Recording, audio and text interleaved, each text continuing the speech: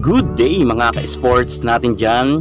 Puspusa na nga ngayon ang pag-iinsayo ng Alas Pilipinas dahil nga nalalapit na ang kanilang laban sa AVC Challenge Cup 2024. Dahil ilang araw na nga lang to ay nagdo-double effort nga itong mga players ng Team Philippines. Dahil alam naman natin na halos isang linggo pa lang silang magkakasama. Tapos sasabak na agad sila sa laban. At eto na nga ang pasabog na balita. Napaulat nga na si Micaela Belen at Alyssa Solomon, ang MVP at final MVP ng UAAP, ay hindi daw sasama sa Alas Pilipinas ni Coach Di Brito. Bagamat alam naman natin na kasama nga sila sa unang inilabas sa listahan ni Di Brito, ngunit umatras daw ang dalawang magaling na manlalarong ito. Ano kaya ang naging dahilan? Yan ang ating pag-uusapan. Pero bago ang lahat, subscribe ka muna. I-click ang ating notification bell para lagi kang updated sa lahat ng issue sa volleyball. Susunod na!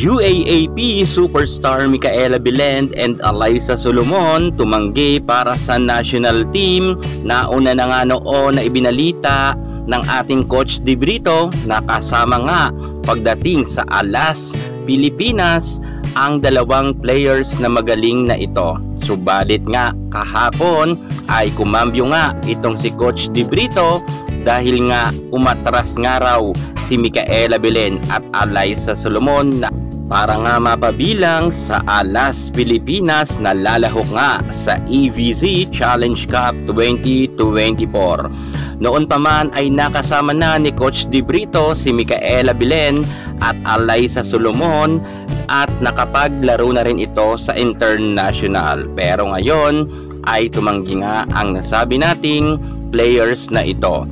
Ang rason daw kasi ayon nga kay Coach Di Brito kaya't hindi makakasama itong si Micaela Belen at Alyssa Solomon sa lineup nga ng Team Philippines or Alas Pilipinas sapagkat nga medyo magpapagaling pa daw ito dahil meron nga raw itong mga minor injury, konti lang naman daw at syempre pagod to dahil nga katatapos pa lamang ng UAAP at kung saan pagod na pagod nga raw itong si Micaela Belen at Alyssa Solomon kung kaya tinanggihan nga nito ang alok nga ni Di Brito na mapabilang nga sa Alas Pilipinas. At hindi naman talaga sana aalis si Alyssa Solomon at itong si Bella Belen, ngunit nga pagod nga raw ito dahil nga gaya nga ng Creamline Cool Smashers ay tumanggi nga rin kay Coach Di Brito. Matagal na raw noon pa ay hindi na raw talaga ito sasali sa team nga ni Di Brito. At eto naman, ang dalawang superstar ng UAAP ay tumanggi rin. Bagamat kahit tumanggi naman itong si Alyssa Solomon at si Micaela Belen, nandiyan naman si Thea Gagate at ang malakas rin na si Angel Canino. Kung kaya medyo may laban pa rin naman ang Team Philippines at nakakuha pa naman si Di Brito ng mga dekalibre rin na mga spikers at middle blocker. Gayun din, alam naman natin na magaling itong si Belen at itong si Alyssa Solomon dahil nga sila nga ang naging MVP at final MVP sa katatapos pa lamang na UAAP. Pero syempre marami naman mga naghihinayang dahil makakatulong sana itong si Alyssa Solomon at si Micaela Belen, lalo na itong si Solomon dahil nga matangkad ito na opposite hitter at meron na nga siyang award sa international na best opposite hitter.